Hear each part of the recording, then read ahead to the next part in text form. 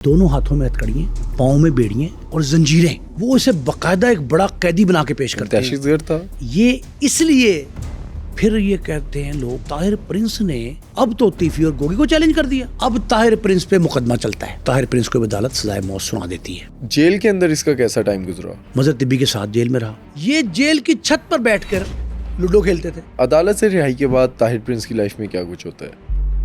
کالو شاہپوریا، طاہر پرنس، ان کا کو بندوبست کیا جائے. پولیس کے زمانے بندوبست کیسے کہتے ہیں؟ پولیس مقابلہ. ہر شخص کو پتہ لگ جاتا ہے طاہر پرنس پولیس مقابلے میں مارا گیا. کیا آپ جانتے ہیں لاہور کے اندر ایک ایسا ہینڈسم گینگسٹر بھی تھا جو اسٹوڈنٹ پالیٹکس میں بہت مشہور ہوا. اس ہینڈسم گینگسٹر کا نام تھا طاہر نفیس پرنس. آج سنو کرائم پوڈ کاسٹ میں نعیم مصطفیٰ صاحب سے ہم نے سمجھا کہ طاہر نفیس پرنس کون تھا، طاہر پرنس کے ہاتھوں لندن میں کون قتل ہوا، اور طاہر پرنس کے پولیس مقابلے کا الزام لاہور کے فیمس انکاؤنٹر اسپیشلسٹ پر کیوں لگا. یہ سب جانیے آج کے پوڈ کاسٹ میں. سنو کرائم پوڈ کاسٹ کے 90% ویورز وہ ہیں جنہوں نے اب تک سنو ڈیجیٹل کو سبسکرائب نہیں کیا. اگر آپ کے خیال میں نے آپ کو ویلیویبل کنٹینٹ دیا ہے تو ابھی سنو ڈیجیٹل کو سبسکرائب کریں تاکہ میں اور نعیم مصطفیٰ صاحب آپ کے لیے ویلیویبل کنٹینٹ بناتے رہیں. نعیم صاحب، لاہور کی تاریخ میں ایک ایسا پولیس مقابلہ بھی ہے جس کے بعد لاہور پولیس کے اندر ہلچل مچ گئی تھی. یہ پولیس مقابلہ ہوا تھا طاہر پرنس کا. طاہر پرنس کی ہسٹری کیا ہے؟ بٹ صاحب، یہ پولیس مقابلہ جو ہے نا، اس پہ ہم بہت ڈیٹیل گفتگو کریں گے. لیکن ہمارے وہ ناظرین جنہوں نے ہمارا مظہر طبی والا پروگرام دیکھا تھا، آپ یہ سمجھیں کہ یہ مظہر طبی 2 تھا. اچھا. ہم نے جتنی باتیں ڈسکس اس کی نا، نمبر 1 بہت خوبصورت خوبرو تھا، ہینڈسم جسے کہتے ہیں نا انگلش میں ہینڈسم. دوسرا دلیر تھا، جرت مند تھا، لڑ بھڑ جانے والا تھا، بھاگتا نہیں تھا، پولیس کو دیکھ کے مقابلہ کرنے والا تھا. پھر یہ ہے کہ بے تحاشا ان گنت بے شمار لڑکیاں اس پہ عاشق تھیں، مظہر طبی پہ. یہ ساری کی ساری خصوصیات جو ہیں نا، ان کو مجتمع کر کے میں یہ کہہ رہا ہوں کہ وہ مظہر طبی 2 تھا. طاہر پرنس لاہور کا رہنے والا تھا. جمپل کہتے ہیں نا پنجابی میں، جمپل ہی لاہور کی تھی. اندرون شہر میں بلال گنج میں رہتا تھا. اور اس کے والد جو تھے نا، وہ بڑے عام سے محمد اشرف ان کا نام تھا، شریف سے آدمی تھے، بلال گنج میں رہتے تھے. اس کی زندگی کے کو 8-10 پہلو ہیں، پاکستان کے اندر، بیرون پاکستان اور جیل کے اندر. اچھا. مختلف پہلوؤں سے، مختلف مراحل سے گزرا ہے یہ. اچھا، لیکن اس کے نام کے ساتھ پرنس کیوں لگتا ہے؟ اس کا اصل نام تھا طاہر نفیس. اچھا. لیکن جو بات میں نے کی نا ابتدا میں، کہ اتنا خوبرو، خوبصورت، حسین و جمیل تھا کہ اس کا لوگ اصل نام طاہر نفیس بھول کے طاہر پرنس کہنے لگ پڑے. اچھا. اس کی زندگی جو ہے نا، وہ صرف شہزادوں والی نہیں تھی. اپنے آپ کو شہزادہ پرنس تو کہلاتا تھا، لیکن شاہانہ زندگی تھی. بادشاہوں جیسی زندگی جو ہوتی ہے نا، وہ اس نے گزاری. عمر چھوٹی میں ہی چلا گیا. پولیس مقابلہ جس کا آپ نے تذکرہ کیا، اس کے بہت ڈیٹیل میں ہم بات کریں گے. لیکن یہ بات آپ ذہن میں رکھیں کہ 5 بہن بھائی تھے، جن میں یہ چوتھے نمبر پہ تھا. اچھا. ایک اس کا اور بھی بھائی تھا، 3 بہنیں تھیں. بچپن میں ہی، چھوٹا سا عمر میں، تو اس کے والد نے اس کی والدہ کو طلاق دے دی، اشرف صاحب نے اپنی اہلیہ کو. تو پھر اس کی بڑی بہن جو تھی، سب سے بڑی تھی، انہوں نے اس کو پالا. اور ایسی اس کی پرورش کی اندرون شہر میں ہی. لیکن اس کی والدہ جس کو طلاق دی تھی اشرف صاحب نے، انہوں نے دوسری شادی رچا لی اندرون شہر کے قانون دان سے. معروف قانون دان تھے عبدالعزیز احقر. شاعر بھی تھے، ادیب بھی تھے، لوگ جانتے تھے ان کو.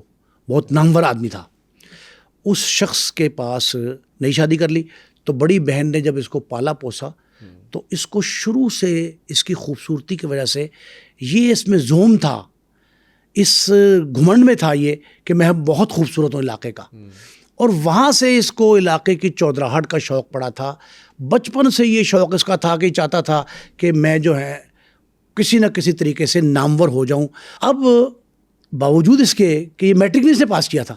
اس کے ساتھی، اس کے دوست، اس کے گھر والے کہتے ہیں کہ اس نے میٹرک پاس نہیں کیا تھا، لیکن طلبہ سیاست میں شامل رہا بڑا عرصہ بھی. لیکن موٹر سائیکل کا بڑا ایکسپرٹ تھا. اچھا. اس کے پاس کاواساکی 125 بڑی مشہور بائک تھی اس دور میں ریسنگ کے لیے. تو وہ چلاتا تھا بائک، اور ریسر بھی تھا. اور سب سے بڑی بات کہ ویلر بہت خوبصورت تھا. 1 ویل کرتا تھا. شہر کے مختلف علاقوں میں لوگ اسے دیکھتے تھے کہ یار یہ نوجوان جا رہا ہے. اور پھر مشہور یہ ہو گیا کہ پرنس ہے پرنس جا رہا ہے. بائکر کے طور پہ بہت مشہور تھا. پھر ایک دفعہ اس کے بھانجا جو اس کا ہے اب بھی ہے ماشاءاللہ نوجوان, وہ یہ کہتا ہے, اس کے زبانی ہے کہ ایک دفعہ شرط لگ گئی ایم یو کالج میں. جب ایم یو کالج میں چلا گیا یہ, وہاں اس کے دوست احباب تھے, وہاں ہاسٹل میں رہتے تھے, تو وہاں ایک شرط لگ گئی کہ ایم یو کالج کی جو دیوار ہے 4 دیواری والی, وہ خاصی چوڑی 13 انچ کی دیوار ہے, وہ چوڑی دیوار پہ بائک چلانا ہے اور ٹرن بھی لینا ہے. وہ چوکور ہے پوری کی پوری, مطلب ٹرن بھی لینا ہے اس کو. آپ سمجھیں 5-6 کنال کی اگر بلڈنگ ہے چوڑائی میں, تو اس میں بائک بھی چلانی ہے. 5,000 پر شرط تھی. جیت گیا. اس نے جیت گیا, نہ صرف جیت گیا بلکہ وہ کہتے ہیں کہ اسٹوڈنٹس نے, اساتذہ نے, انتظامیہ نے, سب نے کھڑے ہو کے, باہر شہریوں نے جو گزرتے ہیں, گزرگاہ ہے بہت بڑا چوراہا ہے ایم یو کالج کا, وہاں کلیپنگ کی اس کے لیے 5-7 منٹ. کسی کو نہیں پتا تھا کہ یہ طالب علم ہے کہ ایم یو کالج کا یا آؤٹ سائڈر ہے, لیکن یہ ریسر کے طور پہ مقبول ہوا. اور ایسا مقبول ہوا کہ طاہر پرنس کا نام شہر میں گونجنے لگا. عمر اس کی بمشکل 15, 16, 17 سال تھی. اس وقت سے بائکر تھا, اور اس کا نام جب گونجا, بلال گنج جو ہے وہ اندرون شہر کا وہ علاقہ ہے جو مزار داتا گنج بخش کے گرد و نواح میں سردار چپل, مونی روڈ, ٹیپ روڈ, یہ سارے کے سارے جو ہے نا, یہ پھر لوئر مال تک ملتا ہے. ادھر جو ہے کربلا گامیشہ ہے. یہ بلال گنج کا علاقہ بہت مشہور تھا اندرون شہر کے ایک حصے کے طور پہ. وہاں ایک خاندان تھا, مجاور خاندان. مجاور کہتے ہیں ان لوگوں کو جو جانشین ہوتے ہیں درباروں کے, مزاروں کے درباروں کے جو جانشین ہوتے ہیں انہیں مجاور کہتے ہیں. وہ مجاوروں کا ایک خاندان تھا جہاں بلال گنج میں یہ پلا بڑھا, پرورش ہوئی. وہاں وہ مجاور خاندان بہت بڑا تھا. لیکن میں نے ایک جملہ آپ سے بھی کہا ہے اپنے ناظرین کے لیے کہ اس کو بچپن سے ہی چودراہٹ کا شوق تھا طاہر پرنس کو. اچھا. تو وہ مجاور چونکہ خاندان تھا, بڑا خاندان تھا, تو وہاں وہ چاہتے تھے کہ چودراہٹ تو ظاہر انہیں کی ہے, وہ مجاور بھی ہیں وہاں کے. تو انہوں نے, مجاوروں نے یہ اپنی چودراہٹ قائم کی ہوئی تھی. اس نے ان کو چیلنج کرنے کا سوچا. اس نے کہا جی کہ مجاوروں کو جو ہے نا, مجاور کون ہوتے ہیں؟ چودھری. بلال گنج کا چودھری طاہر پرنس کو ہونا چاہیے. اس وقت یہ وہاں طاہر نفیس کے طور پہ لوگ جانتے تھے, طاہر پرنس کے طور پہ مشہور ہو گیا تھا. تو اس نے وہاں مجاوروں کی اتھارٹی کو, ان کی رٹ کو, ان کی چودراہٹ کو چیلنج کیا. اور وہ جو چیلنج ہوا تو وہاں ان کا ایک مخالف خاندان تھا بانکا. بانکا ایک ذات ہے, بانکا ایک خاندان تھا, اشفاق بانکا اور ان کا بیٹا بابر بانکا. اشفاق بانکا جو ہے وہ مجاوروں سے مخالفت کی بنا پہ قتل ہو جاتے ہیں. اچھا. اور ایسے قتل ہوتا ہے کہ وہ بڑے بہیمانہ انداز میں اس کو مارتے ہیں, اور اس کے بعد جشن مناتے ہیں اس کو قتل کا, کہ ہم نے اپنے دشمندار جو ہے اس کا خاتمہ کر دیا. دشمنداری کے خاتمے کے بعد جب یہ واقعہ ہوتا ہے, طاہر پرنس اور مقتول اشفاق کا بیٹا بابر بانکا وہ یہ اعلان کرتے ہیں کہ ہم اس کا بدلہ لیں گے مجاوروں سے. مجاوروں کو چیلنج کرنے کا مطلب یہ تھا کہ آپ نے شہر کے سب سے بڑے گروپ کو چیلنج کر دیا. اس دوران جب یہ چیلنج کرتا ہے تو علاقے کا امن جو ہے اس پہ خطرات منڈلاتے ہیں. لوگ یہ کہتے ہیں کہ یہ نہ ہو کہ معاملہ خراب ہو جائے. وہاں لوکل سیاستدان جن کے اثر و رسوخ کو چیلنج نہیں کر سکتا, ان کا نام تھا ملک احد. وہ یہ کوشش کرتے ہیں کہ یہ دونوں جو ہیں دست و گریبان نہ ہوں اور علاقے کا امن تباہ نہ ہو, تو بہتر یہ ہے کہ ان کی صلح کرا دی جائے. کامیاب ہو جاتے ہیں؟ نہیں, وہ طاہر پرنس کے گھر جاتے ہیں, ایک 5-7 رکنی جرگہ لے کر, پنچایت ہوتی ہے, طاہر پرنس کے گھر جاتے ہیں. مجاوروں کے لوگوں کو بھی بلایا جاتا ہے, لیکن صلح نہیں ہوتی. کیوں؟ بابر بانکا اور طاہر پرنس اس بات پہ اصرار کرتے ہیں کہ ہم صلح نہیں کریں گے, ہمارے ساتھ انہوں نے زیادتی کی ہے, بلا جواز بلا وجہ ہمارے باپ اشفاق کو مارا ہے, ہم اس کا بدلہ لیں گے. وہ پھر اناؤنس کرتے ہیں بدلہ لیں گے. جب یہ اناؤنس ہوتا ہے تو چودراہٹ کی جنگ جو قتل کے بعد شروع ہوئی تھی اور صلح کے کوشش کے دوران یہ کہا جا رہا تھا کہ شاید معاملہ ٹھیک ہو جائے گا, افہام و تفہیم ہو جائے گی, لیکن حالات سازگار نہیں رہتے اور بات مزید پھیل جاتی ہے. ایک دن بابر جو ہے موقع پا کے ان کے ڈیرے پہ آتا ہے, مجاوروں کے نیچے بیٹھے ہوتے ہیں کمرے میں, اور آ کے فائرنگ کرتا ہے. اسد ان کا چھوٹا بھائی, جو حامد کا چھوٹا بھائی ہے, وہ قتل ہو جاتا ہے. اس قتل کے بعد FIR درج ہوتی ہے, تھانہ لوئر مال میں. اس میں بابر بانکے کے ساتھ طاہر پرنس کا نام بھی بتا دیا جاتا ہے. اچھا قتل کیا کس نے ہے؟ قتل بابر بانکے نہیں کیا, اپنے والد کے قتل کا بدلہ اس نے لینا تھا. اور طاہر پرنس اس وقت ملک سے باہر تھا, طاہر پرنس تو تھا ہی نہیں یہاں, وہ کہاں تھا.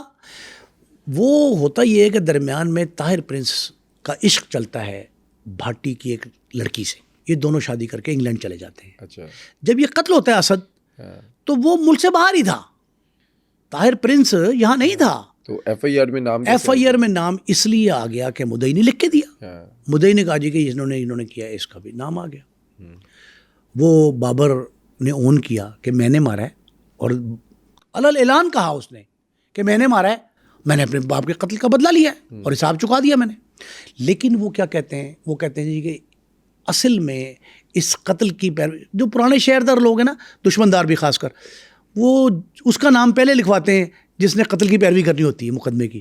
تو انہوں نے کہا کہ مقدمہ جو درج ہوگا اس پہ بابر پہ, تو اس کی پیروی کرنے طاہر پرنس آئے گا, یا طاہر کا خاندان آئے گا, یا عزیز و قاری دوست احباب آئیں گے.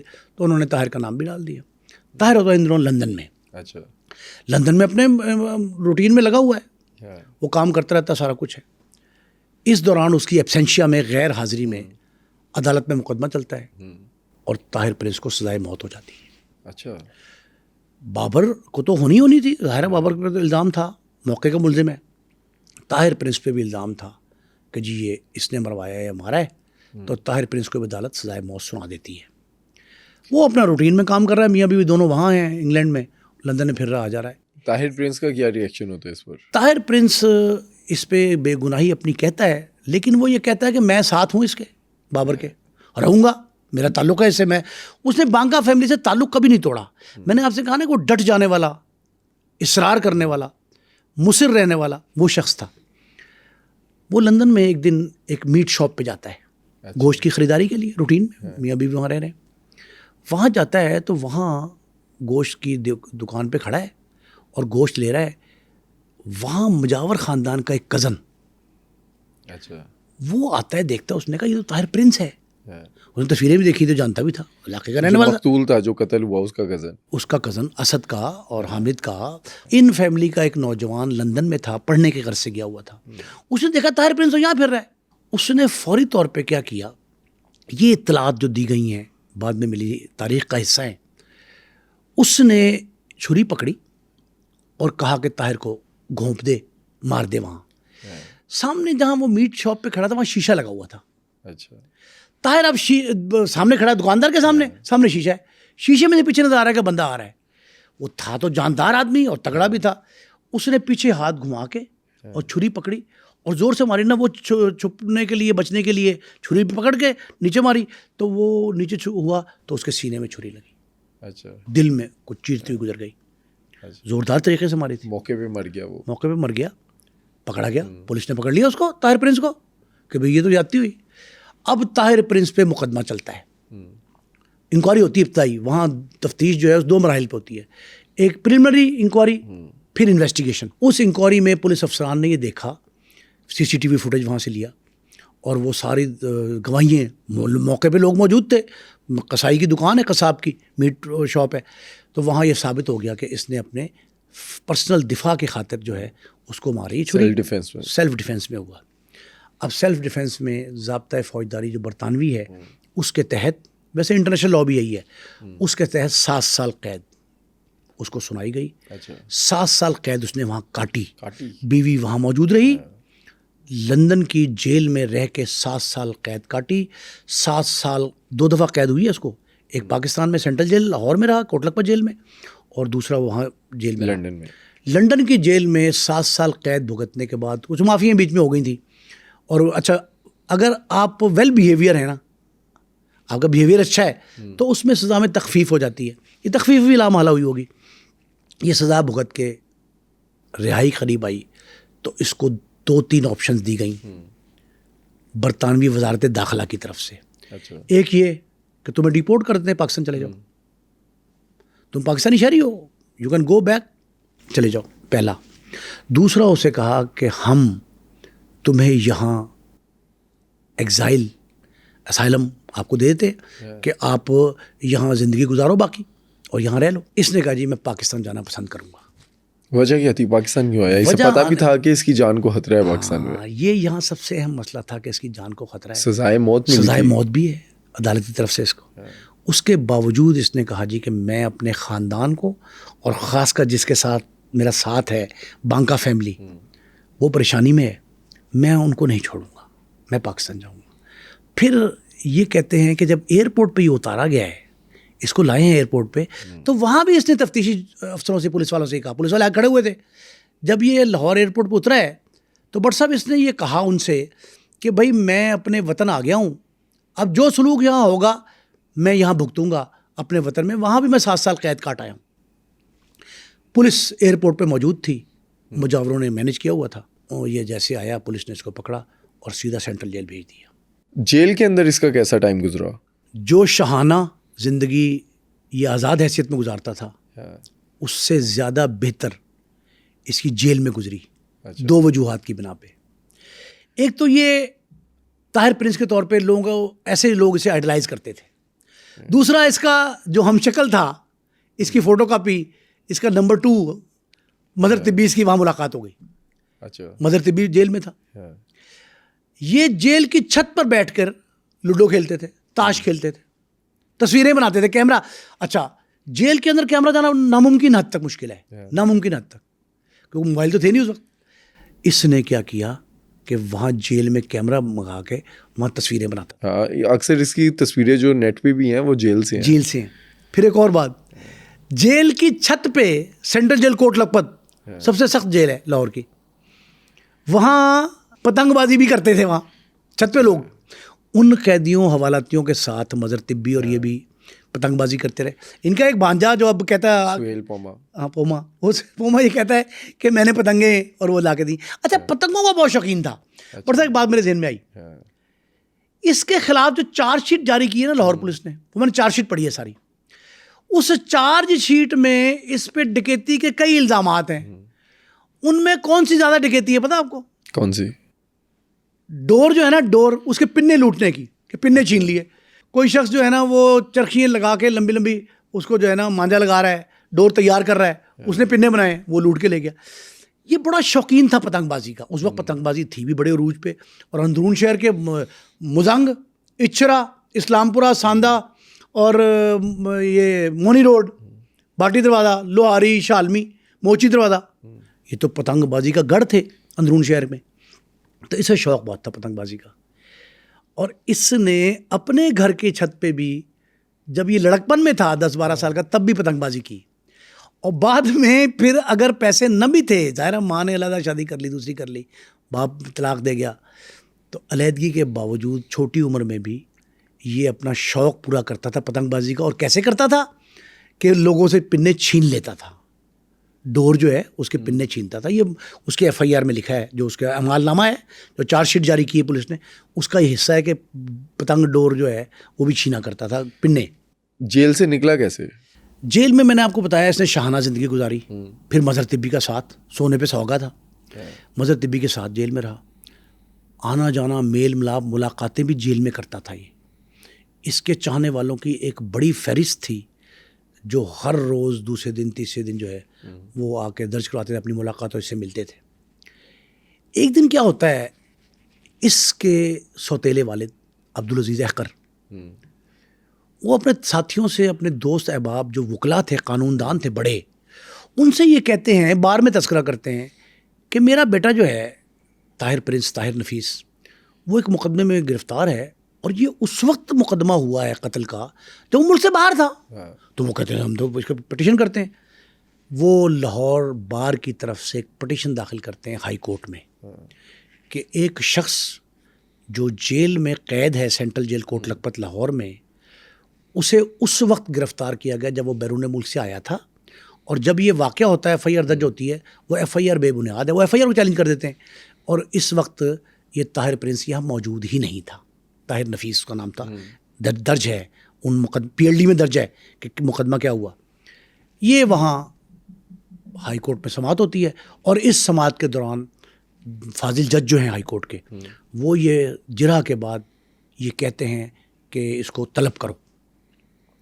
जेल से जब इसको लाया जाता है, बट सब पुलिस इससे इतनी खौफजदा थी कि दोनों हाथों में हथकड़ियाँ, पाँव में बेड़ियाँ और जंजीरें, अच्छा, वो इसे बाकायदा एक बड़ा कैदी बना के पेश करते हैं। दहशतगर्द था ये इसलिए कि जज अदालत ये समझे कि जनाब बहुत संगीन जुराइम पेशा आदमी है और इसकी शिद्दत की वजह से हमने इसे बेड़ियाँ हथकड़ियाँ लगाई हैं। वो उसको पेश करते हैं, जज सारा वाक़या सुनता है, वकला की बड़ी तादाद मौजूद होती है। जज सब कहते हैं ये बेगुनाह है, FIR में से इसका नाम खारिज किया जाए और इसको रिहा कर दिया जाए। अच्छा, वो कहते हैं ठीक है जी, हम प्रोसेस मुकम्मल करेंगे, जेल में रूपकार जाएगी। उन्होंने कहा नहीं, कहीं रूपकार नहीं जाएगी, अभी बेड़ी हथकड़ी खोलो। वो कहते हैं जी हमारे पास चाबी नहीं है, वो तो जेल में है। उन्होंने कहा चाबी नहीं है तो बंदा बुलाओ, काटे उसको। वो बेड़ियाँ हथकड़ियाँ तोड़ी जाती हैं। लाहौर हाई कोर्ट की तारीख़ का सबसे दिलचस्प और बहुत ही ज़बरदस्त किस्म का जो है ना, वो ये फ़ैसला था। एक मुलजिम जिसको पुलिस हथकड़ियाँ बेड़ियाँ लगा के पेश करती है, जेल से आया है। प्रोसेस तो ये है ना कि अदालत हुक्म दे देती है, बाद में हुक्मनामा जारी होता है, सर्टिफाइड कॉपी आती है, रूपकार जाती है, रूपकार के बाद रिहाई होती है जेल से। अब चाहे हाई कोर्ट का फैसला है तो उसको तो आप चैलेंज नहीं कर सकते, जज साहब का अपना मर्जी है। वो कहते हैं जी कि उसको अभी तुमने बड़ा जुल्म किया है, ये आज़ाद शहरी है, इसको पाबंद कैसे किया आपने। वो बुलाते हैं हथौड़े छानी वाला मिस्त्री, वो लोहार आके वो काटता है और वहाँ से उसको आज़ाद कर देते हैं। ये वहाँ से सीधा कहाँ आता है, मोनी रोड, बिलालगंज मोनी रोड में आता है। बिलालगंज मोनी रोड पे आता है तो वहाँ ताहिर प्रिंस हो जाती है। कैसे होती है ताहिर प्रिंस?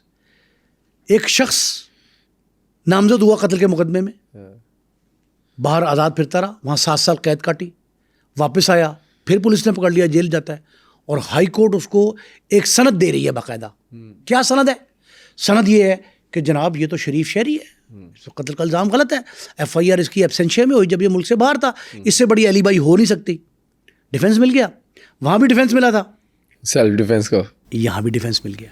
अच्छा, इसकी मकबूलियत का तो ये भी आलम था 1988 के जो इलेक्शन थे बल्दियाती, उसमें भी जीता था। बड़ा इंटरेस्ट, बट सब बहुत दिलचस्प वाक़या आपने याद कराया।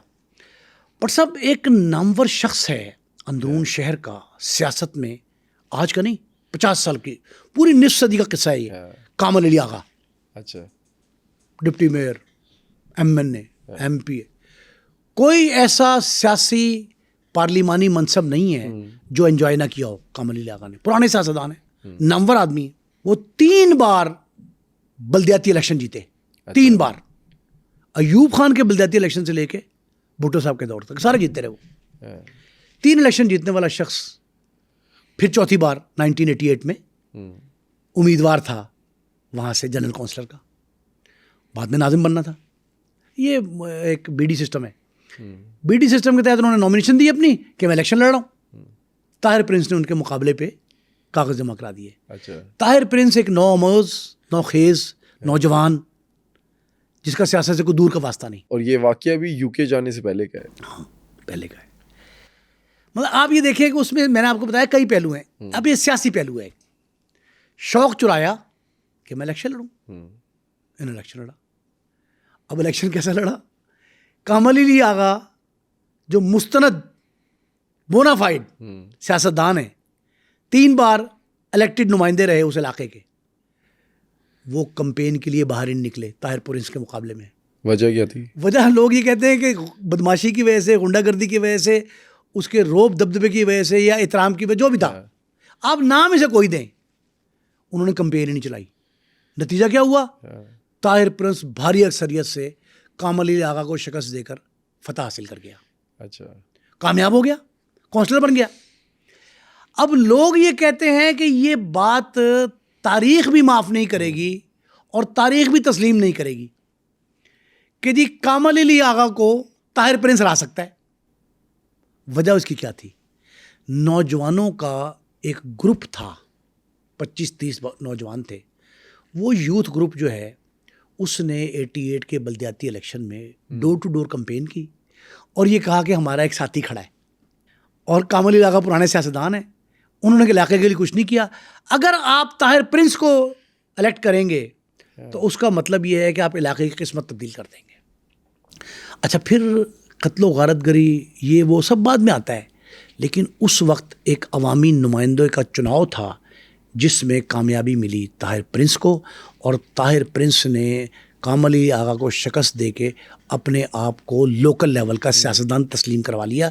یہ بہت دلچسپ واقعہ تھا جس پہ اس وقت پرنٹ میڈیا زیادہ تھا، اخبارات نے شہ سرخیاں جمائیں کہ کامل علی آغا کو ایک نوآموز نوخیز نوجوان سے شکست کا سامنا۔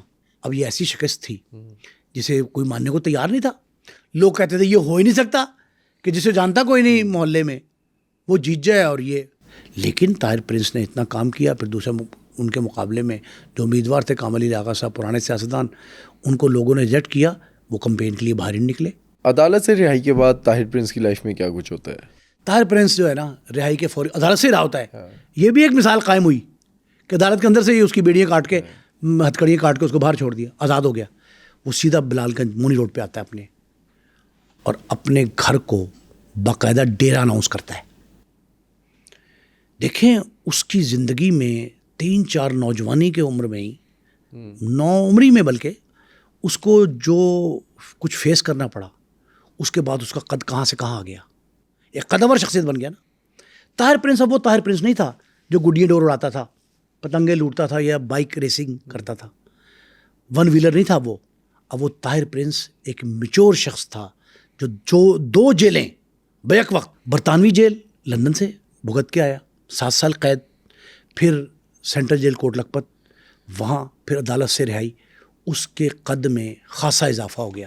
جب اضافہ ہوتا ہے تو باقاعدہ ایک ڈیرے دار بن کے مونی روڈ پر اپنے ڈیرے پہ بیٹھ جاتا ہے۔ لیکن اس دوران جو ٹاپ 10 اشتہاری تھے نا، بڑے بڑے کرمنلز نامور قسم کے، جن کو یہ پتہ لگا کہ طاہر پرنس نامی شخص جو ہے وہ تو بڑا وزندار آدمی ہے، وہ اس کے پاس آ کے بیٹھنے شروع ہو گئے، یہ باقاعدہ ڈیرا بن جاتا ہے۔ اس دوران 12 ربیع الاول آتی ہے، عید میلاد النبی، یہ 1996 کی عید میلاد النبی ہے۔ 1996 میں عید میلاد النبی پہ لاہور میں ایک پرانی روایت ہے، اب بھی برقرار ہے لیکن چند ایک علاقوں میں ہے، پرانے علاقوں میں، مونی روڈ میں اب بھی ہوتی ہے، بلال گنج میں، داد دربار کے گرد و نواح میں، اسلام پورہ میں، ساندے میں اب بھی ہوتی ہے۔ یہ لوگ پہاڑیاں بناتے ہیں، خاص کر نوجوان نسل جو ہے نا، وہ پہاڑیاں بنا کر ہدیہ تبریک پیش کرتے ہیں حضور صلی اللہ علیہ وسلم کو۔ عید میلاد النبی ہے، عید میلاد مناتے ہیں، پہاڑی بنا کے اس نے وہاں بڑی پہاڑی بنائی طاہر پرنس نے، اور وہاں لوگوں کا ہجوم تھا، لوگ دیکھنے آ رہے تھے، اور عید میلاد النبی کا جلوس جو ہے نا وہ گزر رہا تھا وہاں سے، جو مرکزی جلوس 3-4 علاقوں سے گزرتا ہوا داتا دربار پہ، اور داتا دربار پہ وہ بھی آتا تھا، اور نوری مسجد ریلوے اسٹیشن سے جلوس آ کے وہ بھی داتا دربار پہ اختتام پذیر ہوتا تھا۔ یہ روایت تھی، اور شہر کا نامور روایتی جلوس تھے عید میلاد النبی کے، 9 محرم کے، 10 محرم کے، یہ سارے، بڑی 11ویں شریف کے، یہ سارے جلوس تھے جو نکالے جاتے تھے احترام میں۔ وہ احترامی جلوس جو ہے وہ وہاں آتا ہے اور گزر رہا ہوتا ہے۔ اسی دوران 2-3 لوگ آتے ہیں اس کے مخالفین، جو مجاوروں کے کہنے، کہا یہ جا رہا ہے کہ مجاوروں کے کہنے پہ آتے ہیں، نیفا بابا، محمد حنیف عرف نیفا، شفیق عرف بابا، جنہوں نے ارشد امین کا مرڈر کیا تھا، سنائی، کالی، ناجی بٹ، اس دور کے اشتہاری، وہ اس کے ڈیرے پہ اس کے آتے تھے، لوگ بیٹھتے تھے۔ لیکن یہ لوگ وہ جن کو کہا جاتا ہے کہ اجرتی قاتل کے طور پہ استعمال کیا مجاوروں نے، یہ اس وقت ایف آئی آر درج ہوئی، تو وہ آتے ہیں اس پہ حملہ کرنے کے لیے، طاہر پرنس پہ موقع دیکھتے ہیں، اس نے کہا مصروف ہے، حملہ کریں گے تو آسانی سے پکڑ جائے گا، قابو آ جائے گا، ہمارے مار دیں گا ہم اس کو۔ وہ گولی چلاتے ہیں، ایک گولی اس کو لگتی ہے، زخمی ہوتا ہے، اور انڈسکریمنیٹ فائرنگ ہو جاتی ہے۔ ادھر سے اس کے گن مین بھی تھے، گارڈ تھے، وہ بھی کرتے۔ وہ بلوے کی ایک فائرنگ ہوتی ہے جس میں 14 خواتین اور بچے اس میں شہید ہوتے ہیں بیچارے، اور اس انداز سے ان کو بروٹلی گولیاں لگتی ہیں کہ کئی بچوں کے تو جسم چھلنی ہو گئے۔ میں نے آنکھوں سے وہ سارے سانحہ دیکھا تھا کہ کس طریقے سے خون بہایا گیا ہے۔ لوگ عید میلاد النبی منا رہے تھے، جشن تھا وہاں، جشن کے سامنے یہ سوگوار جو کیا گیا اتنے بندوں کو شہید کر کے، یہ کر کے، اور وہ فائرنگ کرتے ہوئے فرار ہو جاتے ہیں حملہ آور۔ یہ فرار ہوتے ہیں تو ایک عجیب طرح کا سما ہوتا ہے لاہور میں، ساری فضا سوگوار ہو گئی۔ اور اس المناک سانے کے بعد پولیس آتی ہے, ادارے آتے ہیں, ایجنسی آتی ہے, سارے لوگ اکٹھے ہوتے ہیں. تو وہاں یہ کہتے ہیں کہ جی اس کو ہاسپٹل لے کے جاتے ہیں, یہ بھی مرہم پٹی کرواتا ہے. لیکن گولی ایک تھی, معمولی زخمی ہوتا ہے. کچھ اور بھی 12-14 زخمی تھے, ان کو بھی سب کو لے جایا جاتا ہے ہاسپٹل میں. ڈیڈ باڈیز مورچری جاتی ہیں. اس دوران طاہر پرنس کا ایک بہت قریبی دوست اپنے 2-3 ساتھیوں کے ساتھ آتا ہے ہاسپٹل میں, اور طاہر سے یہ کہتا ہے کہ میں تمہیں ایک طریقہ بتاتا ہوں اس ایونٹ کو کیش کروانے کا. محلے دار تو بیچارے شہید ہو گئے تھے, بچے اور عورتیں, 14 لوگ تھے. اس نے کہا جی وہ طریقہ کیا ہے؟ اس نے کہا جی آج کل بہت نام چل رہا ہے تیفی اور گوگی کا. خواجہ تعریف گلشن عرف تیفی بٹ اور عقیل احمد عرف گوگی بٹ, ان دونوں بھائیوں کو بڑا نام ہے. تو تم اگر ان دونوں کے نام FIR میں لکھوا دو تو دہاڑی لگ جائے گی ہماری 2-4 کروڑ کی. اچھا, ان کا تعلق تھا گوگی بٹ اور تیفی بٹ کا؟ ان سے کسی سے کوئی تعلق نہیں تھا, لیکن گوگی تیفی کا مجاوروں سے تعلق تھا. وہ شہردار لوگ ہیں, ظاہر ہے تعلق تو ایک نیچرل سی بات ہے. اور مجاور تو پرانی, میں نے آپ سے ایک ہی عرض کیا نا کہ کتنے پرانی فیملی ہے, وہ تو خاندان ہر شخص جانتا ہے ان کو. تو لامحالہ تیفی گوگی بھی ان کو جانتے تھے. انہیں کہا جی ان بندوں نے جو ناعاقبت اندیش تھے, انہوں نے کہا جی کہ آپ تیفی گوگی کا نام دیں FIR. نے کہا جی تو جلد ہی ہوگا, لوگوں نے مشورہ کیا, انہوں نے کوئی بات نہیں, دے دو پیسے تو ملیں گے نا. انہوں نے تیفی اور گوگی کا نام دے دیا. FIR درج ہو گئی کہ تیفی اور گوگی کی ایما پر ان لوگوں نے آگے حملہ کر دیا. نیفا بابا, سنائی, کالی, ناجی بٹ, سارے جتنے بڑے اشتہاری تھے ان سب کے نام دے دیے. FIR درج ہوتی ہے تھانہ لوئر مال میں, اور لوئر مال میں درج ہونے کے بعد ہیوک کریٹ ہو جاتا ہے. عجیب خونریزی تھی نا. اور پھر یہ کہتے ہیں لوگ کہ یار یہ تو طاہر پرنس نے ڈائریکٹ ٹکر لے لی ہے. پہلے مجاوروں سے ٹکر لی, اب تو تیفی اور گوگی کو چیلنج کر دیا. یہ ایک عجیب صورتحال بن جاتی ہے, اور اس کی تفتیش جو ہے بڑے بڑے سینئر افسروں کو سونپی جاتی ہے کہ اتنی بڑی پیمانے پہ دیکھیں خون بالکل ناحق, بچے عورتیں, خون ناحق تھا نا وہ بہا ہے. تو اس پہ بڑے پیمانے پہ یہ کوشش ہوتی ہے کہ ان لوگوں کو جو متاثرین ہیں ان کی امداد تو کی جائے, ان پہ تو زخموں پہ مرہم رکھا جائے. لیکن یہ تیفی اور گوگی کا نام لے کر ایک نئی خونریزی ہو سکتی ہے. یہ بٹ سب سے اہم اس وقت ہم جب سوچ رہے تھے نا کہ کیا ہوگا, نتیجہ اس کا کیا نکلے گا, تو سب سے بڑا سوال ہی یہ اٹھتا تھا کہ یار اب تیفی گوگی کیا کریں گے. لیکن تیفی گوگی جب پتہ لگا ہم نامزد ہو گئے, وہ روپوش ہو گئے, کہیں ایسے چیزیں چلے گئے, پولیس کی رسائی میں نہیں تھے. لیکن جب یہ بحال ہوتا ہے, صحت اس کی ٹھیک ہوتی ہے, یہ واپس ڈیرے پہ آتا ہے, بیٹھتا ہے, تو پھر یہ پنچایتی کام شروع کر دیتا ہے. اور ایسا لگتا ہے کہ لاہور میں اب ایک ہی نام ہے, اور وہ نام ہے طاہر پرنس. بڑے بڑے نامور لوگ اس کے پاس آتے ہیں, اور اس کے سارے پچھلا رول جو اس کا کریکٹر رہا سوسائٹی میں, وہ دیکھ کے یہ کہتے ہیں کہ جناب اب یہ پنجابی زبان میں کہتے ہیں پکڑائی نہیں دے گا. اب کہتے ہیں یہ پکڑائی نہیں دے گا, اب یہ بڑا بدماش بن گیا ہے. طاہر پرنس کا نام جو ہے نا وہ اونچا ہو جاتا ہے. لیکن جب تفتیش ہوتی ہے مقدمے کی تفتیش میں 3 DSP 2 SP 5 لوگ یہ کہتے ہیں کہ یہ مقدمہ غلط درج ہوا. کیسے؟ پولیس پچھتاتی ہے اس بات پہ کہ ہم نے طاہر پرنس کو مدعی کیوں بنایا. ہم استغاثہ پولیس کا اپنا تھانہ دار SHO لکھ دیتا ہے استغاثہ, اور پرچہ کر لیتا کہ بلوے میں ہوا ہے, اور وہ اتنے شہری مارے گئے. تفتیش میں یہ سامنے نہیں آیا کہ ہوا کیسے, کون لوگ تھے؟ سو یہ آیا سارا کچھ بتانے لگا ہوں آپ کو. ایک تو پہلی وہ بات رول آؤٹ کر دیتے ہیں کہ تیفی گوگی کا اس واقعے سے کوئی تعلق نہیں, نہ انہوں نے کروایا نہ انہوں نے کیا. پہلی بات ہی ہو گئی. دوسری بات, جب اس کی تفتیش ہوتی ہے جس پہ پولیس کو قلق تھا, رنج تھا, دکھ تھا کہ ہم سے زیادتی ہو گئی, یہ مدعی بنا کے طاہر پرنس کو, وہ یہ ہوتی ہے کہ حملہ آور جو آئے تھے ان کی ایک گولی لگی ہے صرف طاہر پرنس کو, باقی گولیاں ان کے ان محافظوں نے ماری ہیں طاہر پرنس کے جو ان ٹرینڈ تھے. اچھا, وہ محافظ غیر تربیت یافتہ تھے, انہوں نے گھبراہٹ میں کانپتے ہاتھوں سے انہوں نے انڈسکریمنیٹ فائرنگ, اندھادھند فائرنگ کی. جو بچوں کو اور عورتوں کو ادھر لگ رہی ہے, کوئی آپ کو مجھے, جو جہاں نظر آیا اس کو لگتی ہے, اور اس کو چیرتی چھیڑتی ہوئی گزر گئی. یہ جو فائرنگ تھی نا, یہ ثابت ہو گیا اینگل سے بھی, فورینزک ایکسپرٹ نے بھی یہ کہا کہ یہ حملہ آوروں کی گولیاں نہیں تھیں, یہ طاہر پرنس کے محافظ جو غیر تربیت یافتہ تھے، ان ٹرینڈ تھے، انہوں نے بوکلاہٹ میں یہ جملہ ہے بوکلاہٹ کا، بوکلاہٹ میں فائرنگ کی، جس کے نتیجے میں 14 شہری بچے عورتیں جہاں بحق ہوئے. ایک تو یہ پوائنٹ تھا. اب پولیس والے کہتے تھے کہ اس کو پکڑے قابو کیسے کریں. یہ بڑا اہم مسئلہ تھا لاہور پولیس کے لیے. تو یہ چیلنج بن گیا کہ بھئی آپ جو ہے وہ باقی معاملات تو چھوڑ دیں، اب جو آزاد طاہر پرنس ہے یہ تو لاہور کے امن کے لیے خطرہ ہے. اس وقت پہ کر کیا رہا تھا طاہر پرنس؟ طاہر پرنس پنچایتیں کرتا تھا.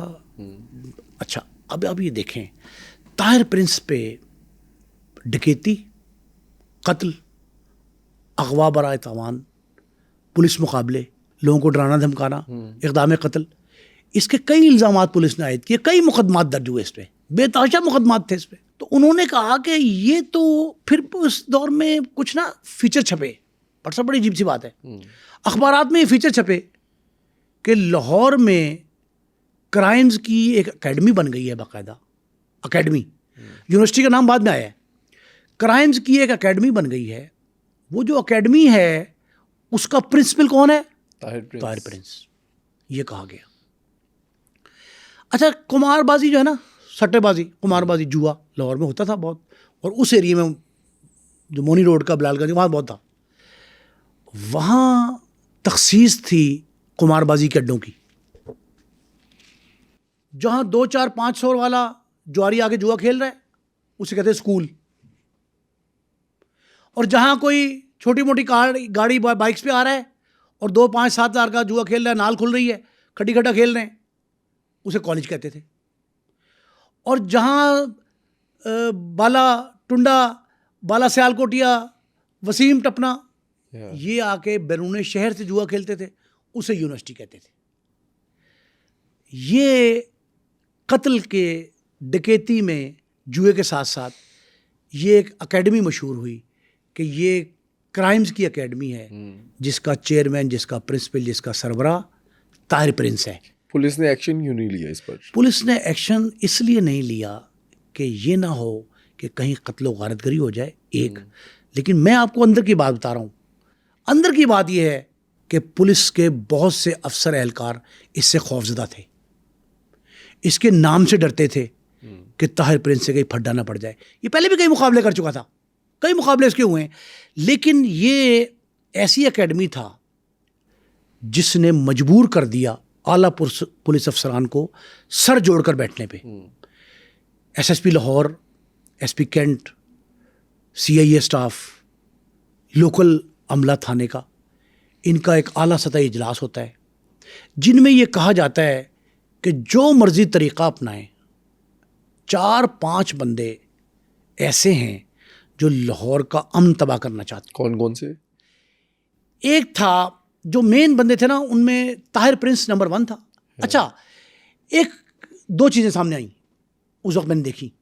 ایک فہرست آئی اشتہاری مجرمان کی، ایک بک آئی ریڈ بک. ریڈ بک کہتے تھے خطرناک مجرموں کی، جو ڈاکو، چور، قاتل، بھتہ خور، قمار باز، اے لیول، اے کیٹیگری کے تھے، ان کی ریڈ بک تھی. ان میں سب سے پہلی تصویر پرنٹڈ ریڈ بک، اب تو خیر کمپیوٹرائز سسٹم ہے، اس وقت پرنٹڈ ریڈ بک آئی کوئی 120 صفحے کی، 25 صفحے کی. اس میں سب سے پہلا نام طاہر پرنس کا تھا اور اوپر لکھا تھا طاہر نفیس عرف پرنس، یعنی ایلیاس پرنس، سکنا مونی روڈ بلال گنج. یہ میں نے آنکھوں سے دیکھا ہے.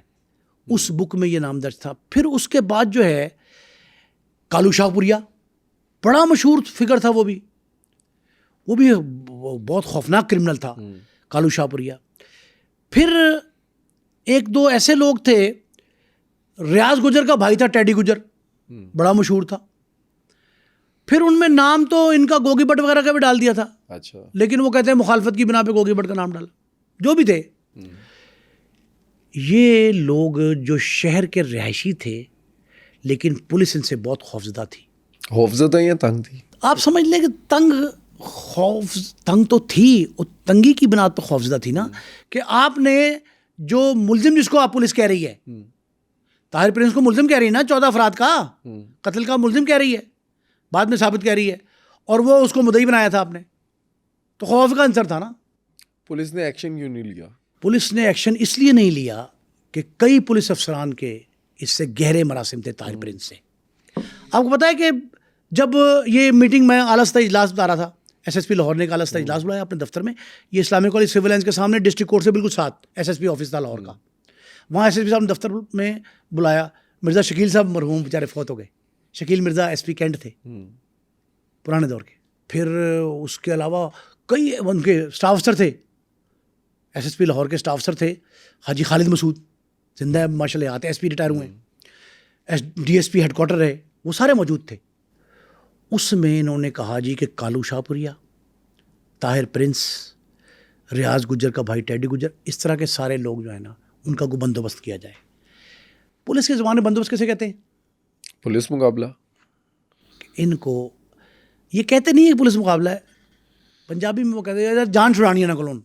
اب جان چھڑانے کا طریقہ یہ ہے کہ آپ ان کو مار دیں, ایکسٹرا جوڈیشل کلنگ کر لیں.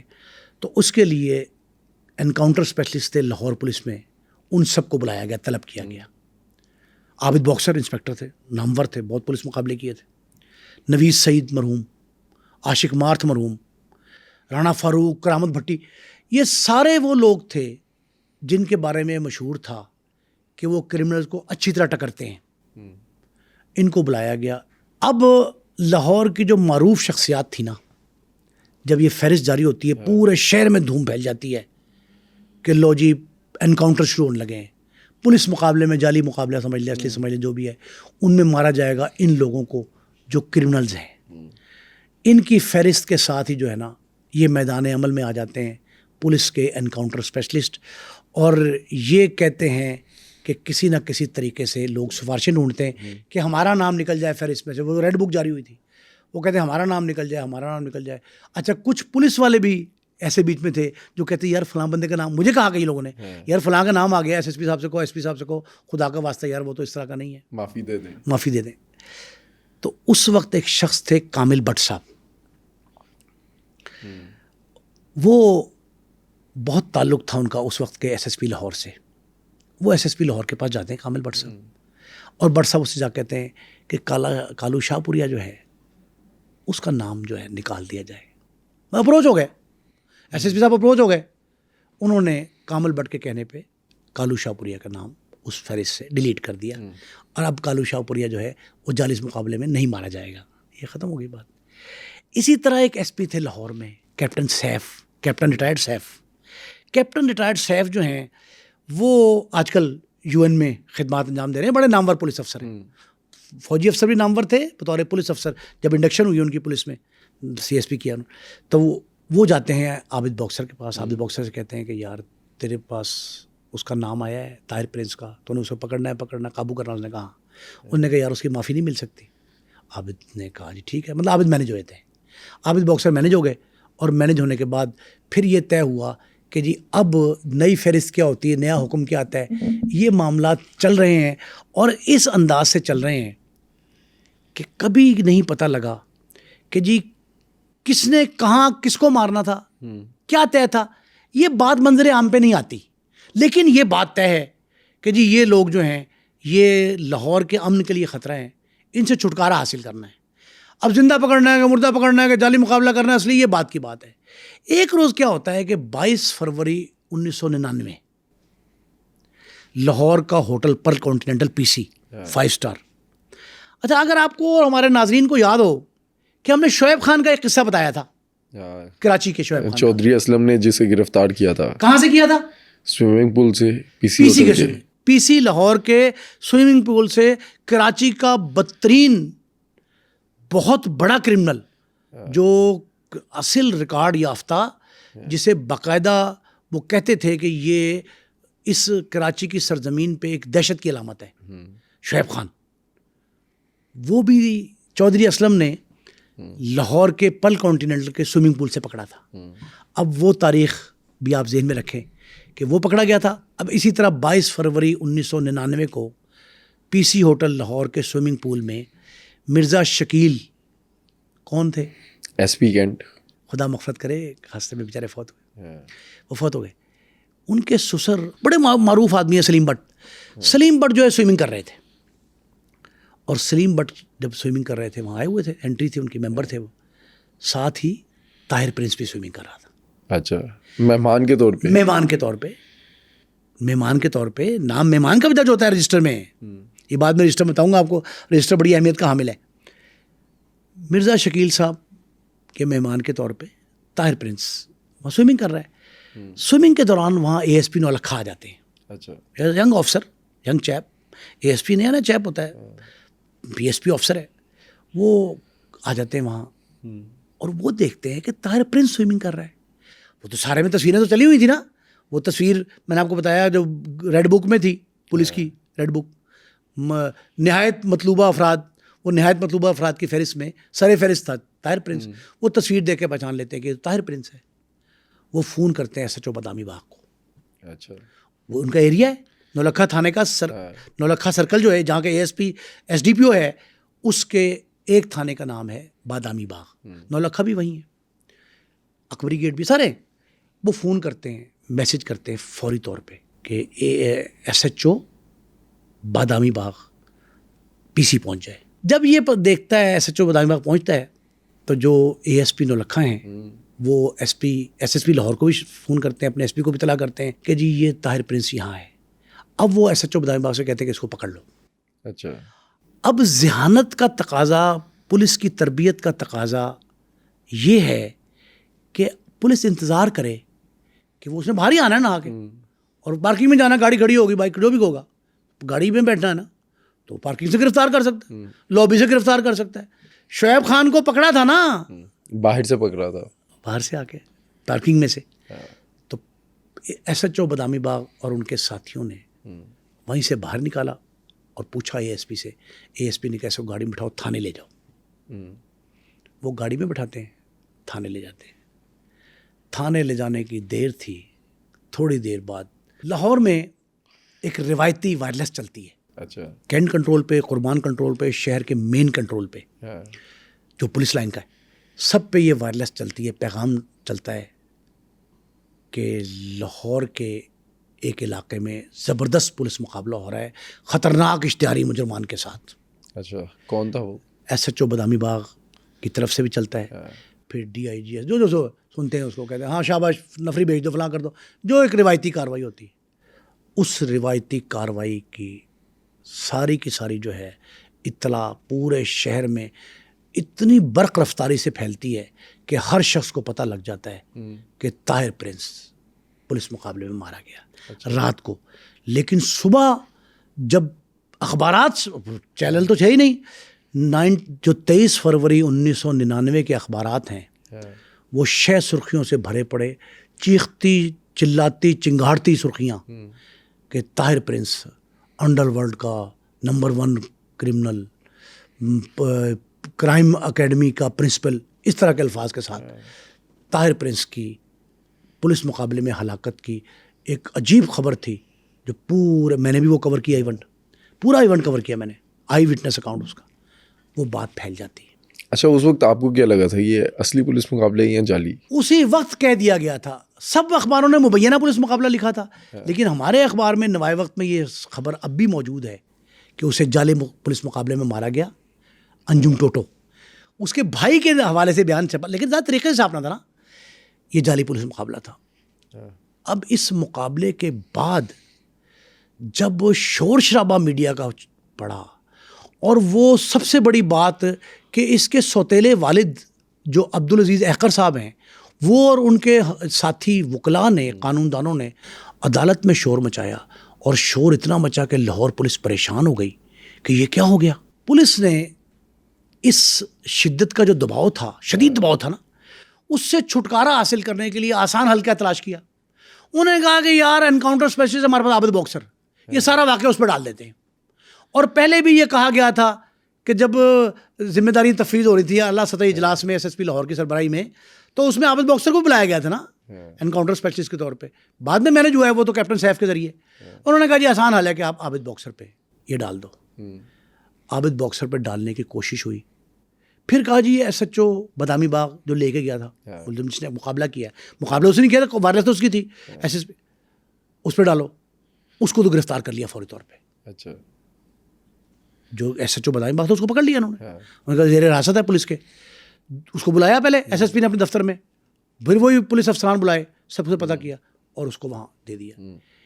اس مقابلے کی ہائپ اتنی کریٹ ہوئی تھی, پرٹیکولرلی اس کے والد عبدالعزیز ایکر جو سوتیلا والد ہیں, ان کے اور ان کے ساتھی قانون دانوں کی وجہ سے, کہ انہوں نے کہا ہم عدالت میں چیلنج کریں گے اس کو.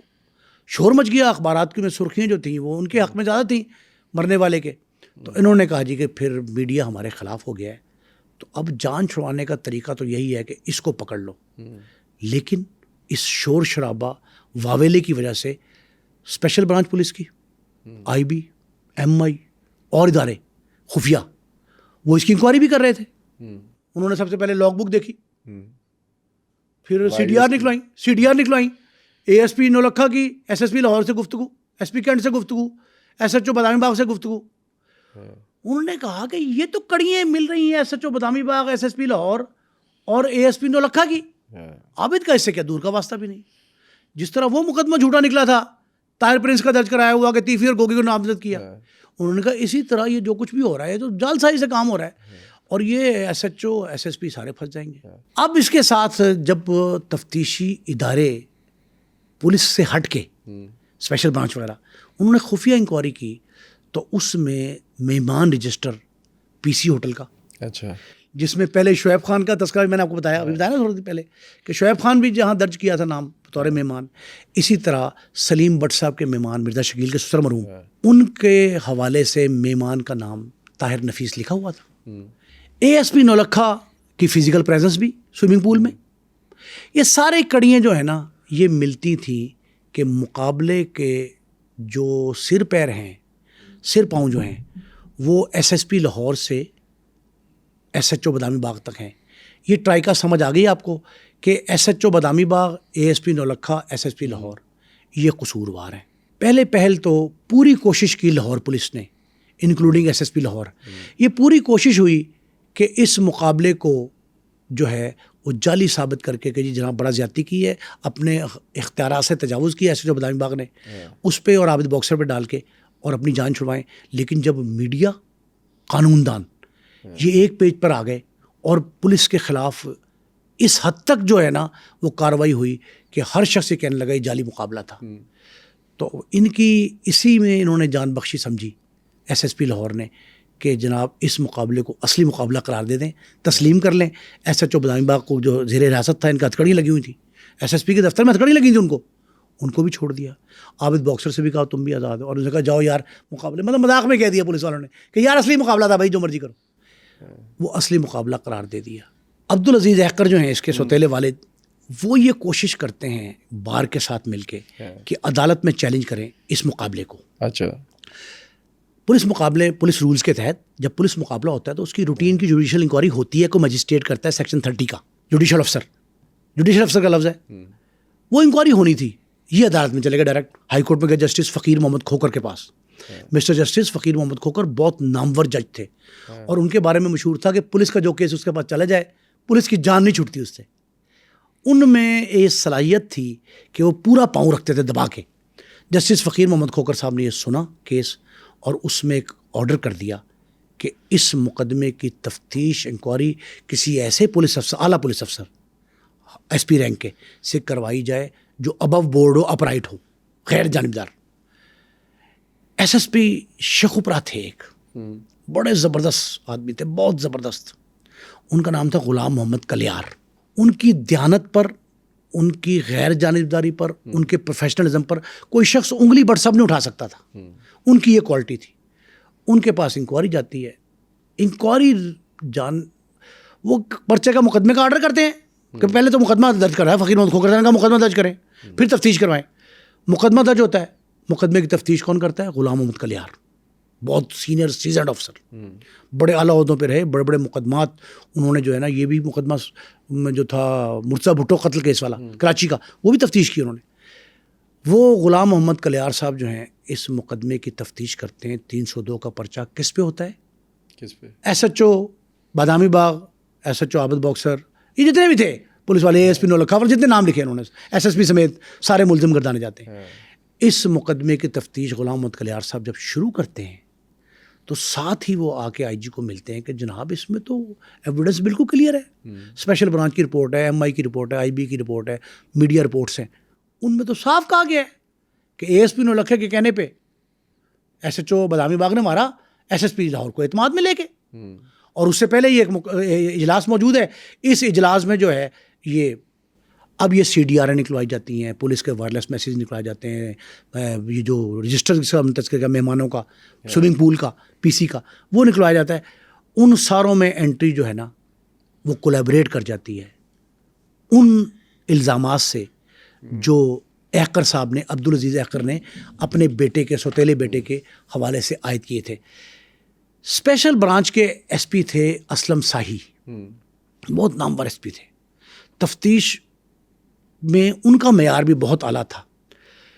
وہ اسپیشل رپورٹ جو بھیجتے ہیں نا, اسپیشل برانچ کی special report, special branch Punjab police کی اسپیشل رپورٹ, اس میں بھی ذمہ داری ایس ایچ او پر ڈال دی جاتی ہے کہ ایس ایچ او نے اختیارات سے تجاوز کیا, ایک جھوٹے مقدمے میں اے ایس پی نولکھا اور ایس ایس پی لاہور کے کہنے پہ جو ہے یہ کیا. یہ غلام محمد کلیار اور ان سب کی رپورٹ جو ہے نا وہ اکٹھی ہوتی ہے, اور تفتیش کی اپنی رپورٹ لکھنے, حتمی رپورٹ جو ہوتی ہے وہ لکھنے سے پہلے آئی جی پنجاب پولیس سے ملتے ہیں. اچھا, آئی جی سے ملتے ہیں, ڈی آئی جی کو بلاتے ہیں, سارے بیٹھ کے وہ کہتے ہیں بھی کیا آپ کی تفتیش ہے. انہوں نے کہا اگر میں میرٹ پہ تفتیش کروں, میرٹ سیٹ کے میں کروں گا نہیں, میرٹ پہ میں تفتیش کروں گا تو اس کے رزلٹ میں S S P Lahore, S P cantt, A S P Naulakha اور ایس ایچ او بادامی باغ, یہ سارے کے سارے ملزم ہیں. اور 302 کے ملزم, 302 تو ایسی دفعہ ہے نا بٹ صاحب, تو کہتے ہیں ہرے بھرے درخت پہ لگے تو وہ سوکھ جاتا ہے.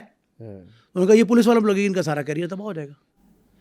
تو آئی جی ایس ایس پی لاہور سعود عزیز کی اس بات سے اتفاق کرتے ہیں کہ مقدمے کی تفتیش کے بعد مقدمہ خارج کر دیا جائے. یہ S H O Badami Bagh, A S P Naulakha, S P cantt اور ایس ایس پی لاہور, چاروں high rank officers, inspector to S S P, وہ سارے کے سارے اس میں بے گناہ, بری, جو مرضی کہہ لیں, وہ قرار پاتے ہیں اور مقدمہ طاہر پرنس کا خارج ہو جاتا ہے. لاہور کا روایتی پولیس مقابلہ جو اسی انداز سے ہوا جس انداز سے آج کل ہو رہے ہیں, پکڑ کے لے جایا گیا, مار دیا گیا. احسن شاہ والا, احسن شاہ والا مقدمہ ذرا چھڑوانے کے لیے کوئی اور ڈال دیے گئے, مارا تو پولیس نہیں تھا. لیکن یہ جو معاملہ تھا نا, اب اس کی جوڈیشل انکوائری سیشن جج کرتا ہے. اچھا, وہ روٹین میں نے آپ سے کہا نا جوڈیشل انکوائری ہوتی ہے, ایک جوڈیشل, وہ بھی ہائی کورٹ کا خیر حکم تھا, ایک جوڈیشل انکوائری ہوتی ہے اس کی. جج صاحب جو ہے نا وہ بھی پولیس مقابلے کو اصلی قرار دے دیتے. اچھا, سیشن جج لاہور, ایڈیشنل سیشن جج لاہور تھے, انہوں نے اس کو کہا جی بالکل ٹھیک ہے, اور اس جوڈیشل انکوائری کے بعد یہ چیپٹر کلوز ہو گیا, جس میں لاہور پولیس کی, لاہور میں جو کرمنل اکیڈمی تھی اس کا پرنسپل باقاعدہ جسے کہتے تھے, طاہر پرنس مارا گیا تھا. اس طاہر پرنس کے مقابلے کے جو جعلی کا الزامات لگائے گئے تھے, مختلف اطراف کیا تھے, ہائی کورٹ میں خود اس کے والد نے کہا تھا, ہائی کورٹ بار نے کہا تھا, بار مدعی بن گئی تھی اس کی, ہائی کورٹ بار نے, ڈسٹرکٹ بار نے, ساری بار اکٹھی ہو گئی تھی, وکلاء کے پینلز نے جو الزام عائد کیے تھے وہ ہمیشہ کے لیے چیپٹر کلوز ہو گیا. اور طاہر پرنس کے قتل کا الزام جو ہے نا وہ عابد باکسر پہ لگا, ایس ایچ او بادامی باغ پہ لگا, اس پہ اے ایس پی نولکھا پہ لگا, ایس ایس پی پہ لگا, ایس پی پہ لگا, وہ سارے کے سارے دھرے کے دھرے رہ گئے. کلین چٹ مل گئی, کلین چٹ سب کو مل گئی, اور کوئی کسی قسم کی کوئی بات سامنے نہیں آئی. لیکن ایک بات ہے, ہم نے بہت سارے کیسز میں یہ بتایا کہ بعض کرمنل ایسے تھے جو جرائم پیشہ ہونے کے باوجود ہزاروں افراد کے دلوں, ذہنوں, دماغ پر راج کرتے تھے. طاہر پرنس جو ہے نا اس کا شمار بھی انہی میں کر لیں آپ. اچھا, کہ وہ تھا کرمنل, اس میں تو شبہ کوئی نہیں ہے. جو فہرست جاری کی ہے پولیس نے وہ تو بہت خوفناک کرمنل کی ہے, وہ تو تھا. لیکن کرمنل ہونے کے باوجود اس کی پرسنالٹی, اب دیکھیں میٹرک پاس نہیں تھا, کالج میں پڑھتا تھا, کیسے پڑھتا تھا یہ کچھ پتہ نہیں. یہ ساری کی ساری صورتحال جو ہے نا طاہر پرنس کو ایک سیاستدان, کامل علی آغا کو شکست دے کے جیتنا آسان ہوتا ہے, وہ جیت گیا. یہ سارے اس کے جو پلس پوائنٹس ہیں نا وہ ہم نے, جو ناظرین نے ہمارے جو یہ فرمائش کی تھی, ہمیں یہ فرمائشی پروگرام ہم کافی لوگوں نے کہا, کافی لوگوں کا طاہر پرنس پہ کریں, ہم نے اس اینگل سے طاہر پرنس کو ہم نے کوئی ہیرو نہیں بنایا, جو اس کی زندگی کے سارے پہلو بتائے ہیں. یہ اتنے پہلوؤں سے گزر کر طاہر پرنس ایک سٹینڈ پہ آیا تھا. وہ کرمنل سٹینڈ کہہ لیں, وہ وکٹری سٹینڈ کہہ لیں, وہ ڈیفیشنٹ سٹینڈ کہہ لیں, جو بھی تھا وہ ایک سٹینڈ تھا. اس پہ وہ سوار ہوا اور اس نے جتنا نام کمایا, لاہور کی تاریخ کا وہ اہم ترین باب ہے. آج سنو کرائم پوڈ کاسٹ کے اندر ہم نے لاہور کے ہینڈسم گینگسٹر طاہر نفیس پرنس کی لائف سٹوری کو سمجھا. اگلے پوڈ کاسٹ میں آپ نعیم مصطفیٰ صاحب کے ساتھ کس گینگسٹر کی لائف کو دیکھنا چاہتے ہیں, ہمیں کامنٹ سیکشن میں بتائیں.